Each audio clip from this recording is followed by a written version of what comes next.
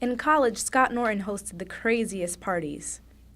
Ketchup parties. Back in college, what we started to do was make a bunch of different varieties of ketchup. We had chunkier ketchups, we had like Latin ketchups, we had Asian ketchups, we even had blonde ketchups with mayonnaise and Greek yogurt in them.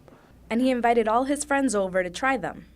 So everybody came over to my apartment and they drank, wine and listened to music, and we handed them all scorecards so that they could taste all the ketchups totally blind and score our ketchups against theirs. Sir Kensington's is what Norton named the disruptive ketchup company he and his business partner Mark Ramadan built out of those dorm room rendezvous. Norton said ketchup was a monopoly, so they decided to give people a gourmet option.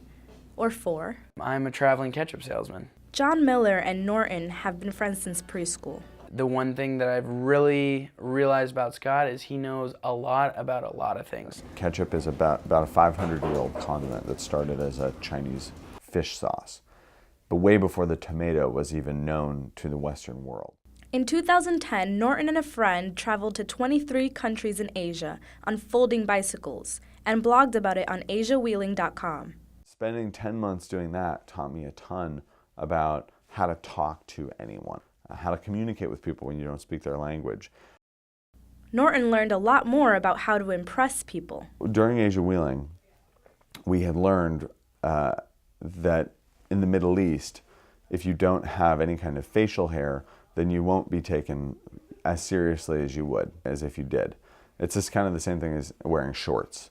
We went to the United Arab Emirates, Oman, Syria, Lebanon, and all those places, we found that the mustaches gave us a lot of street cred. And so we kept them. Though Sir Kensington also has a mustache, his is a different story entirely. I think he's definitely a caricature. I mean, he's not